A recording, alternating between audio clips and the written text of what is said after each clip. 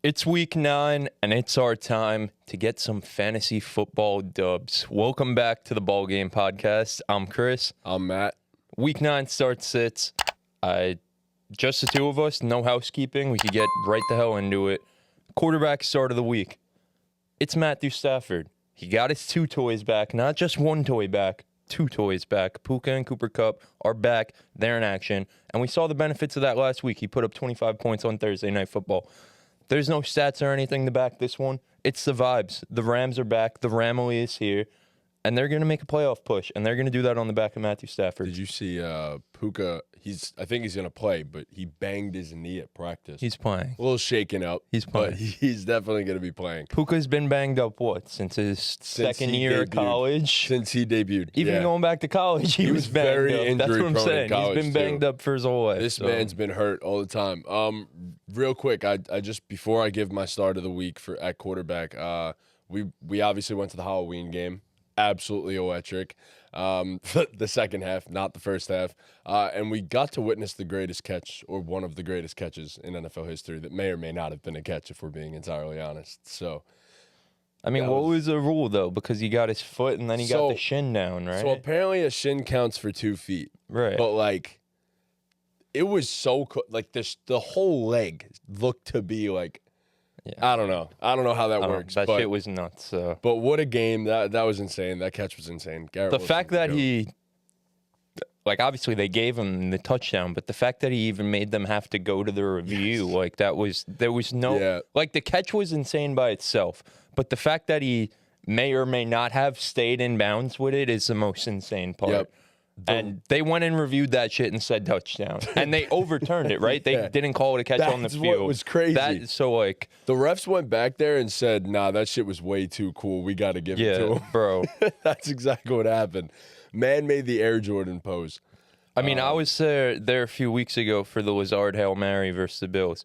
That was the coolest play I've seen with my own 2 eyes. That shit was the stadium was rocking too after that. Oh my God.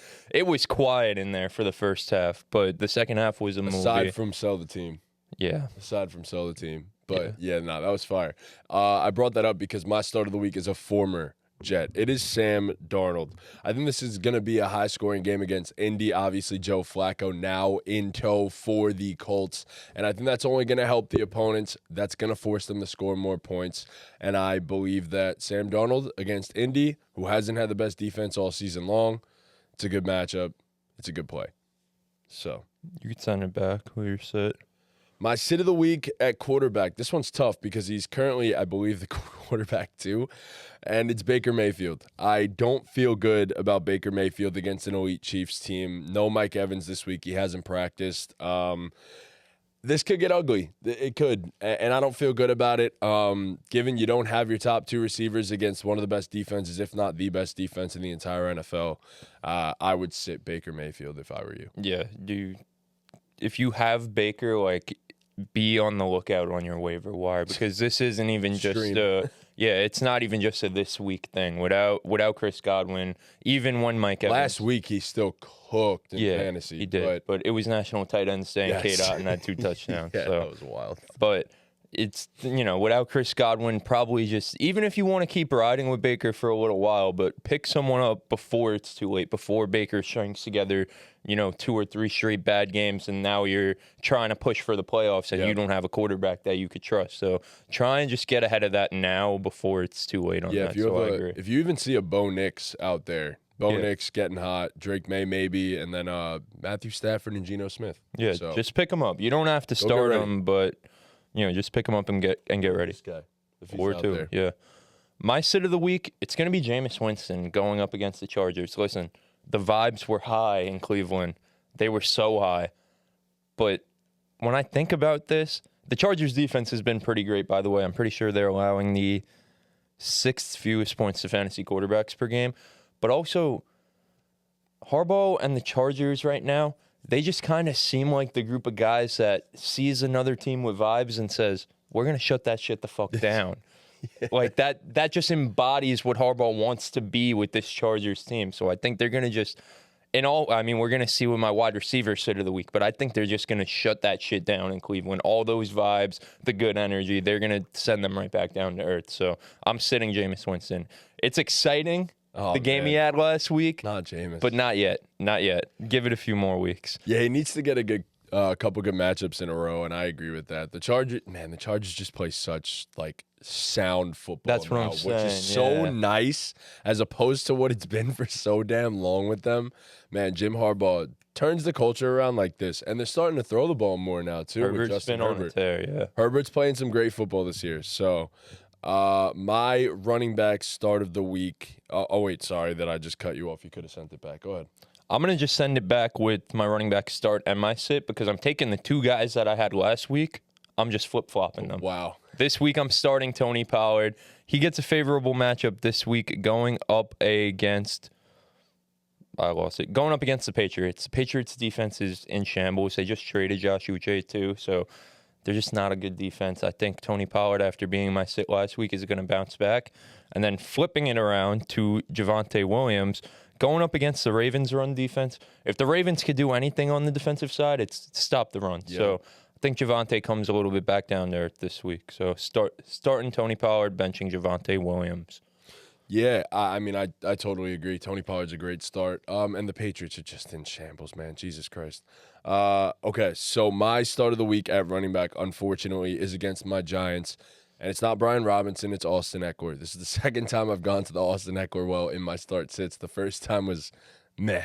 But this one I expect to be pretty decent. Brian Robinson's been banged up all week. I think he was limited towards the end of the week in practice. And if Brian Robinson is even in a limited fashion, Austin Eckler's been one of the most efficient backs in the entire NFL so far this season. Crazy. He's not washed. Crazy. By no means. What's he averaging? He's averaging over 5. 6.2 yards per carry. Crazy. And over 10 yards per catch. Nuts. He has been so incredibly efficient this year.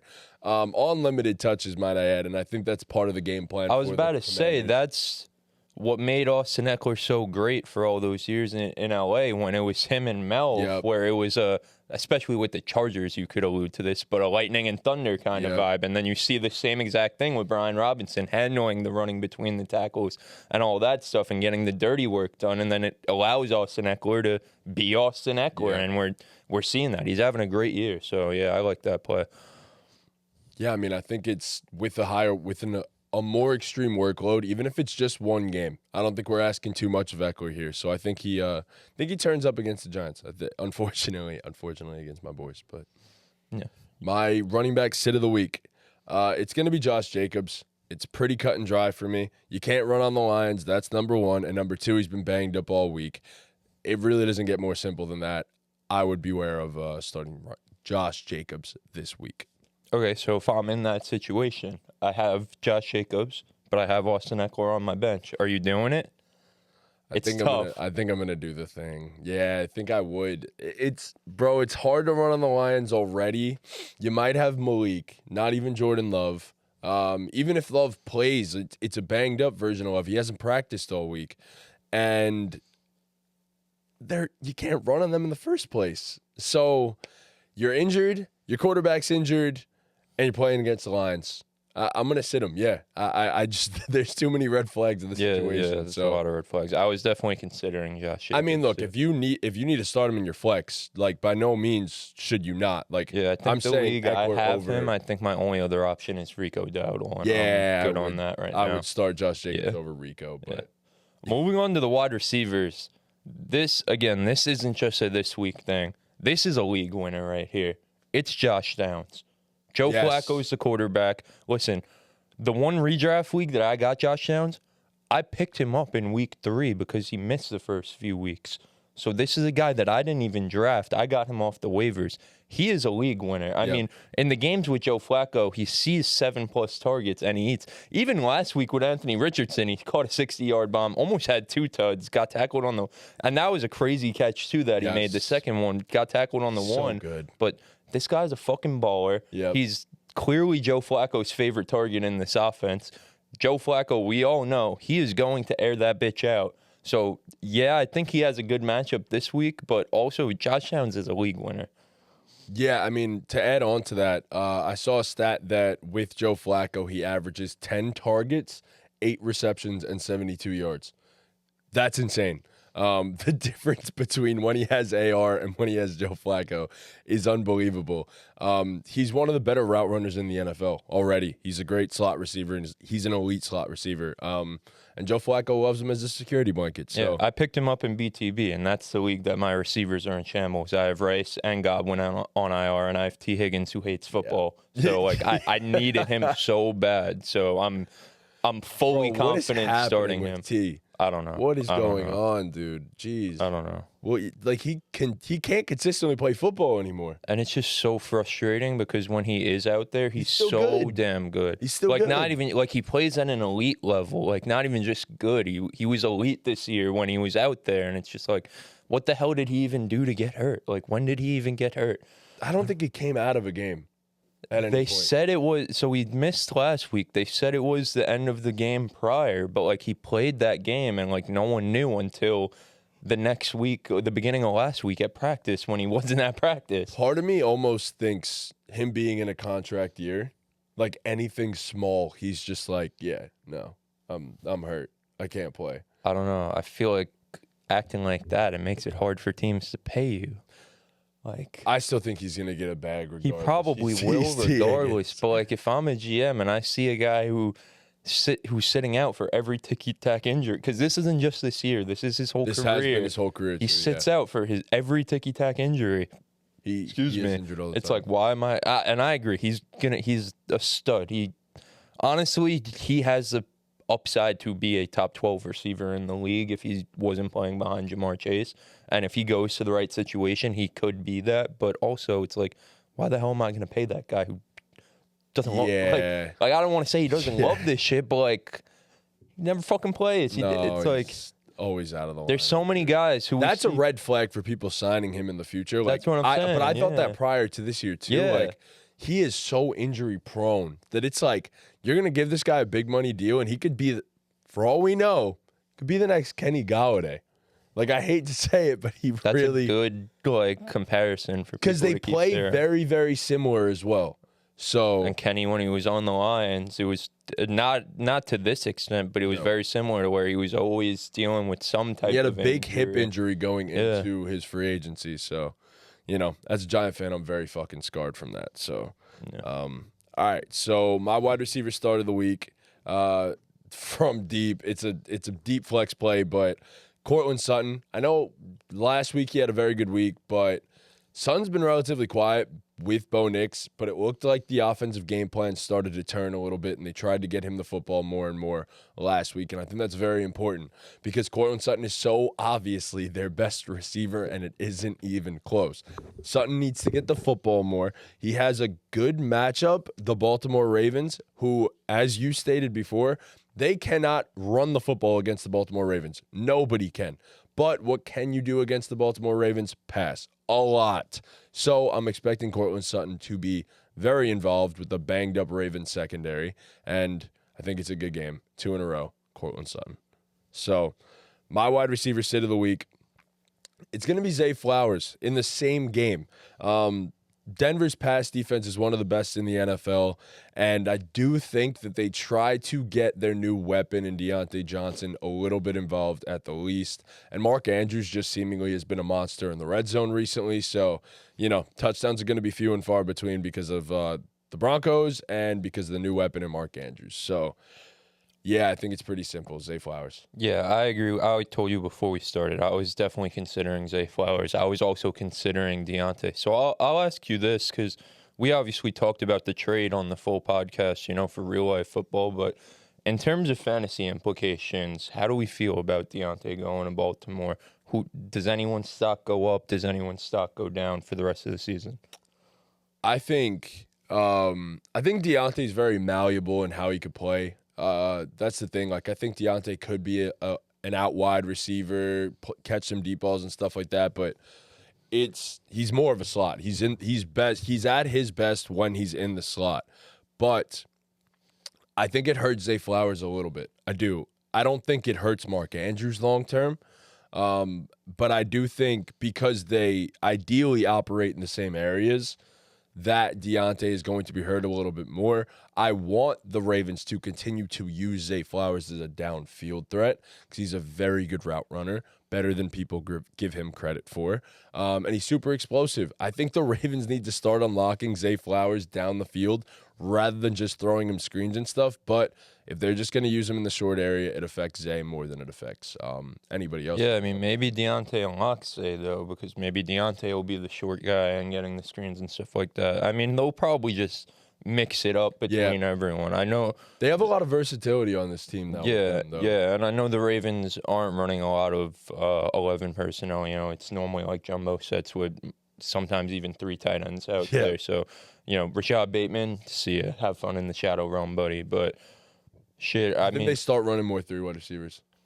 It gives them the opportunity to, but also they've been so dominant just doing what they're doing. And both the tight ends are such good receivers. Right, yeah, and good run blockers. Yeah. Like Mark Andrews, we said it for the first few weeks when he wasn't doing shit. It looked like a left tackle out there the way he was blocking. So it's definitely interesting. I think, for me, everyone really stays the same. If anything, I think both receivers kind of take a hit down because, look, Deontay, he had some bad weeks in Carolina just because of the quarterback play, but the volume he was seeing, he's not going to see that. Yeah, I don't trust Deontay at all. In right, he's not going to see that much volume here unless he just comes out on a tear and kind of separates himself off the rip and shows Lamar like, hey, I'm your number one, not Zay Flowers. But even we've seen Lamar for his entire career. Lamar spreads the wealth. He never like hyper targets one receiver. So it'll be a week to week thing. Yeah, I think if anything, it helps Lamar. But also at the end of the day, they're gonna run the shit out of the ball anyway. So does it really help Lamar? Like that's the problem. Right. More mouths to feed and an extra mouth. Like it's. I think for fantasy, it really. If it does anything, it hurts. Yes. If it does anything, it hurts. Again, maybe Lamar sees a slight uptick in passing volume, but again, it's not going to be enough. Right, and if it's not broke, you don't got to fix it. They're going to continue to run the ball down everyone's throat. So we don't want them passing the ball more. Look at what happened in Kansas City last year. Right. We don't need them doing that. So yeah. Moving on to my wide receiver sit of the week. I said it before. I'm stacking with Jameis. It's the waiver wire out of the week this week. It's Cedric Tillman. And look, I picked up Cedric Tillman in one league. In the BTB league, where I mentioned I have no receivers anymore, I was devastated that we run on a waiver system in that league and we don't do fab. I hate that. I probably more than anyone in that league could have really freaking used Cedric Tillman, but because Saban in a onesie. What the fuck? But because my team, I guess, had the power of friendship and did it for Chris Godwin in the first week with everyone out, we scored, I think, the second most points in the league last week. So I was at the bottom of the waiver priority. So I just didn't get Cedric Tillman because that was a guy I would have put all the fab on. In the league that I did get him, I left myself with $1 left in fab. I put it all on him. I think Cedric Tillman rest of the season is going to be great. But again, like I mentioned with Jameis, the Chargers just give that vibe that they're just going to shut this shit the hell up. They're just going to shut this shit the hell up for this week. So I just don't like him this week, but he's a guy who keep him on your bench, hold him out. If he has another good week and, you know, if he proves me wrong this week and has a great week this week, then honestly, you plug him into your lineup for the rest of the season. All I need to see from him is one more good week, and I'm like, all right, he's that guy. I'm plugging him in for the rest of the season. I see a lot of people saying, I don't know how you feel about this, the next Nico Collins, Cedric Tillman. You know, the build is very similar. It is. It's wild because I saw it too, and it's weird because Tillman was the better receiver at Tennessee at first before injuries than Jalen Hyatt. And Hyatt won the Biletnikoff. Right. Like, he's a very talented receiver. And he has the Steve Smith stamp of approval, which is very, very important when evaluating wide receivers. It's actually very important. Yeah, I mean, I could totally see it, bro. Like, if you have the opportunity to trade for, like, a Cedric Tillman in not even a redraft, in a dynasty right now, do it now. Just, because what in the end does a late second or a mid-second matter as opposed to bro, who wouldn't have done that if you had the chance to do that now for Nico Collins? Yeah. So it's just worth the risk. Like, I think my cousin has him in our dynasty, and God, he really needs it to be a Nico Collins. So no, that like changes the outlook of his team. Exactly. Like if he hits, and I'm there. Like I would, you know how I felt about Nico Collins. I was on Nico Collins when he was coming out as a rookie. Like I love Nico Collins. I love that build. I don't know how you can not love that build of wide receivers. A strong, big, physical guy who also moves well. Like it's just. To be on the outside, that's what you need. Yeah, like big fast man. Like Nico Collins, when you watch him, like he's a man amongst boys out there. Like just no one could fuck with him. And I see the same shit with Cedric Tillman. He's just too big and too fast for a lot of these guys to guard him one-on-one. So that Browns receiving core is interesting now too, because Elijah Moore looked great too this past week, and Jerry Jeudy looked like he came alive as well. Well, if Tillman is that guy, oh my God, it just makes those guys roll so much easier because those guys, Jerry Jeudy and Elijah Moore, they aren't that guy. Yep. They need someone to take the pressure off them. So even if Tillman's not having great fantasy days and getting a bunch of targets, just the threat of him being on the outside opens up everything for this offense. And you could see Elijah Moore have a sneaky game in the slot with 7 targets and get a touchdown. Same thing with Jerry Jeudy, who we all know could play all over the field when he's at his best. So, yeah, I think Cedric Tillman not only is great for himself in fantasy, but if he is that guy, it unlocks a whole bunch of things for the Browns offense. If he does it this week, he's a must-start every week. He's a start every week for the rest of the season. You don't even think about it. Yep, I completely agree. About it. Moving on to the tight end start, like we always mention, no more tight end sits. Shout out to Pick a Side for showing us that's the way to do this. But I had to do this guy. It's for the vibes. He won me my week last week in Dynasty. Fuck Dean. His sorry-ass team. No more undefeated season. It's Cade Otton. Nice. Listen, the man's coming off a freaking 30-point game with 2 touchdowns, and we've been mentioning it all year. The one way that teams have been beating the Chiefs somehow, obviously no one's beat the Chiefs, but putting up yards and touchdowns on the Chiefs is out of the tight end position. You look back to week 1 where Isaiah Likely absolutely torched them. So the Chiefs are giving up fantasy points to the tight end. The Buccaneers need Cade Otton to have a great game if they want any chance of beating the Chiefs this week, and he looks the part. Cade Otton, again, not only for this week and this season, Cade Otton in Dynasty might. Yeah. I can't believe that I picked him up off the waivers in our Dynasty League. That's wild. Jason had him for so long, and the rest of this season, he really could be so relevant. Yeah, he's still pretty young too. Like he might be a guy, especially in. It's so weird with him because it's really just been a nothing burger every week, like every single week. So I don't know, but he's an interesting one in Dynasty, and in Dynasty especially, pick up all the tight ends. Yeah, if they're young, just pick them up, just stash them on your roster. In my other league, I think the one that we started this year, I think I have 5 tight ends on my team. It's a crapshoot. Yeah. It's literally a crapshoot. I have Ferguson, I have Colby Parkinson, I have Chig, I have Michael Meyer, and someone else.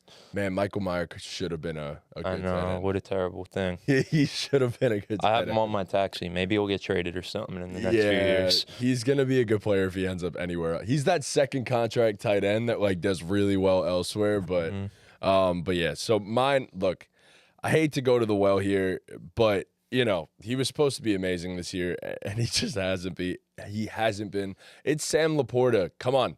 He had a good week last week. He had a good week 3 weeks ago. It's been up and down every single week. So, look, if you follow the trends, this week is going to be a down week for Sam Laporta. But they're playing against Green Bay, who has all year been giving up a bunch of points to the tight end position. And I just think Sam Laporta eventually is going to have to work his way into the offense on a weekly basis. Especially no Jameson Williams. That's huge. So Sam Laporta could comfortably move back into that second option role. And I think that's what happens. So I'm going to go with Sam Laporta. Sam Laporta, man. What a fall from grace. One of the more obvious ones. I didn't think it'd weird be this bad, but it was the way he was getting drafted. It was just so. And I remember when we did our fantasy football boom or bust, I had a stat. It was guys who scored 10-plus touchdowns at the tight end position. If you're going to repeat that, your name is Travis Kelce or Rob Gronkowski. Everyone else, Eric Ebron, it was Tyler Eifert. Like, it was all these guys who did it never were that great again. Like, it's just an outlier year unless you're Rob Gronkowski or Travis Kelce. Like, and Sam Laporte is a great player. He's not Rob Gronkowski or Travis Kelce. No, he's not. So he was just so obvious. And I mean, I always say it, like, I was avoiding drafting him at all costs. The one league I have him is the league that me and Ortiz share the team, and we got him in the 6th round. I mean, you have to. I had to take him, but even there, it's a bust of a pick. He's losing. I mean, we just won last week. We're 2-6 now. Maybe we're going. Oh, we're rolling. The playoff. You're building momentum, bro. He was dead ass losing us weeks for the whole first half of the season. Yeah. Like, even drafting him that late in 3 rounds after his ADP. So hopefully he gets wrong. There's still so much time left for these guys to turn it around. If there ever was a time, it is now. With the Jameson Williams suspension, like it is now. So I think it's an intriguing one, man. I don't know. But tight ends has been a crapshoot all year. So it's kind of just whatever. Yeah. Do you have any trade stuff or waiver wire stuff, anything for the people before we wrap it up? So I was considering. It's not that this is news or anything, but I was considering Evan Ingram as my start of the week, but you all should be starting him, especially if Christian Kirk is not playing. Christian Kirk's done. Christian Kirk's done for the year. Brian Thomas, we know he's a game time decision. I know Kirk's out this week at bare minimum. Kirk's done for the year. Done for the year I'm pretty sure. Okay, wow.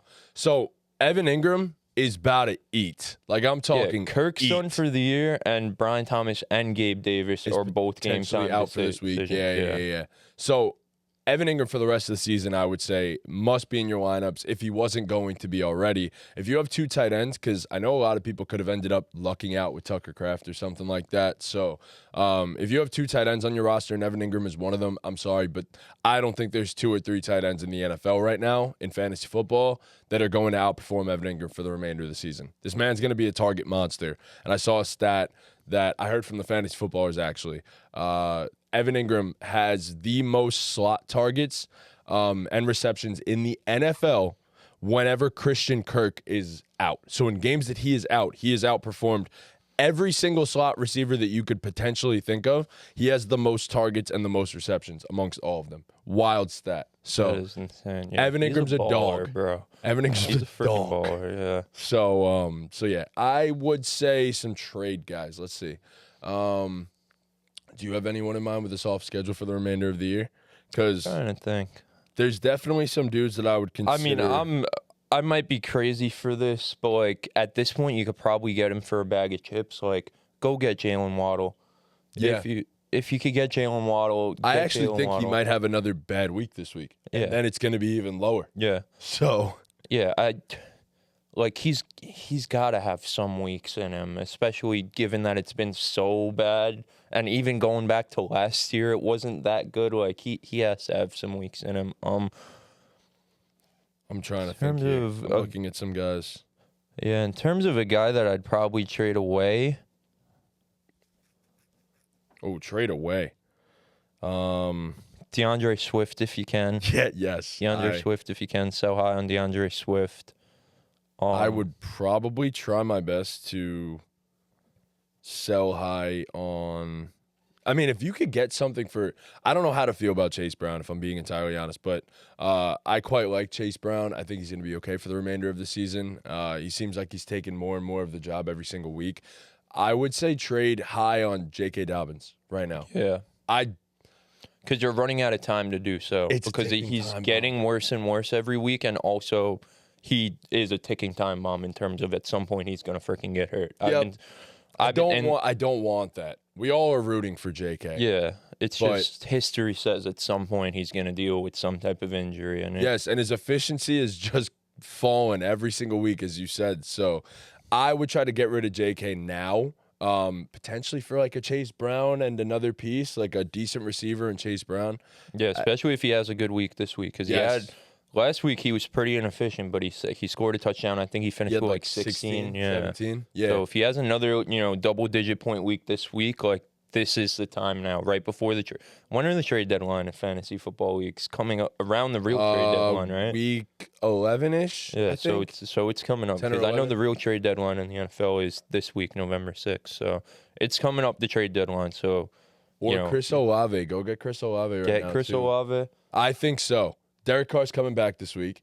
No Rashid Shaheed.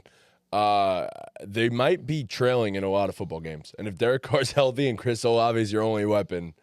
So I have one for you. Listen, I would never ever do this because, look, I'm wearing the jersey. He changed my life. But because he's like the wide receiver 7 right now, right?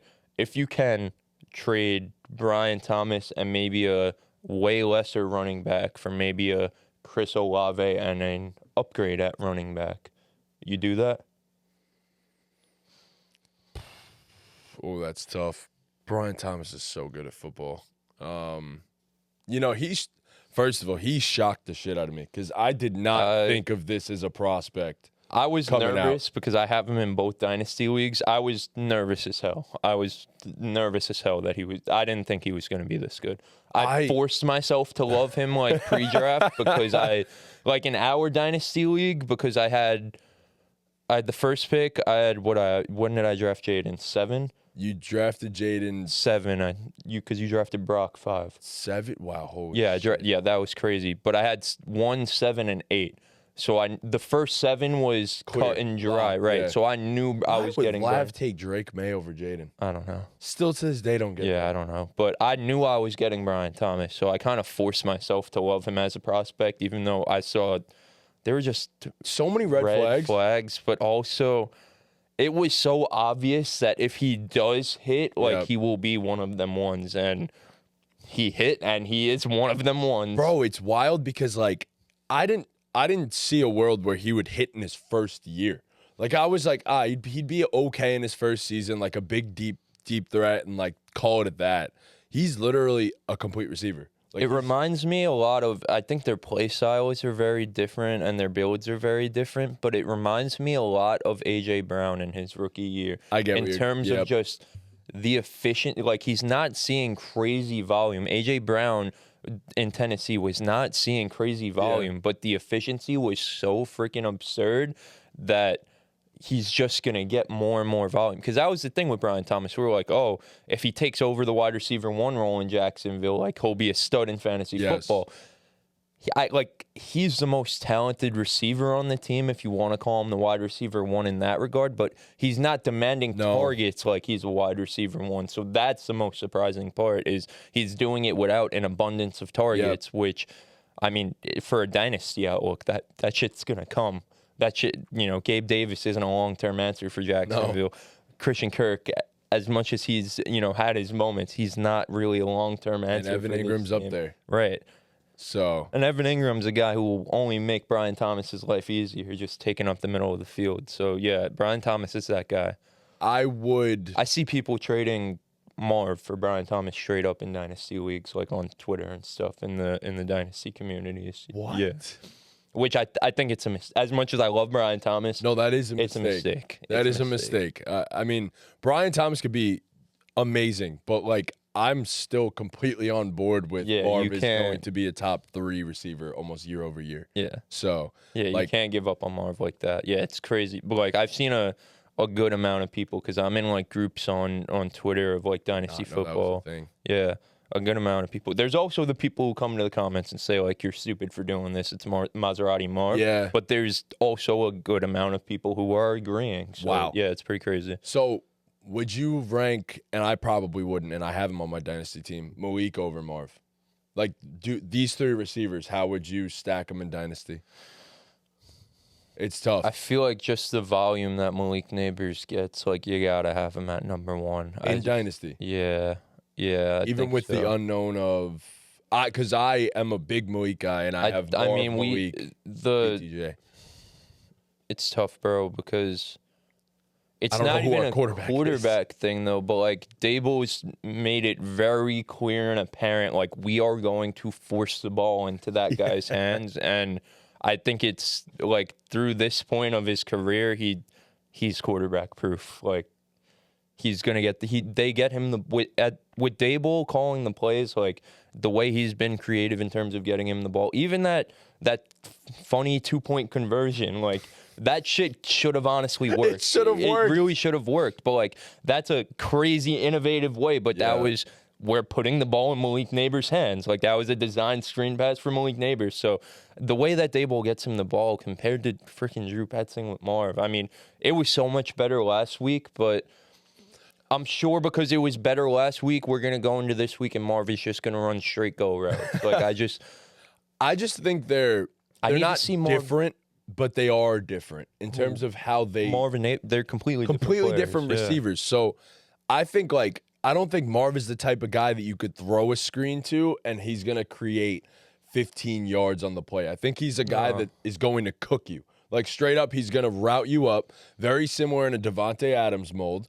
and he's going to get the ball if you like. He's always going to come down. That's what I freaking say about Devontae, though. Devontae's not that guy in the screen game, but what did they always do in Green Bay? They just to get in a fucking rhythm. That's my biggest thing with they have not thrown one single screen pass to Marvin Harrison. And listen, if that's not his game, that's not his game. But that's how you get a guy in rhythm. Even if he gets 5 on it, give him a 5-yard. Even if he gets 1 yard on it, just receivers need the ball in their hands. Like, they need to see the ball in their hands. It'll make him run his routes harder. You know what I mean? Like, especially for a young receiver. I've been saying it this whole season. I'm super underwhelmed with the entire rookie receiver class in terms of the way they run their routes sometimes. Because they all at times are running routes like they're not getting the ball. So, and I always say, aside from Lad.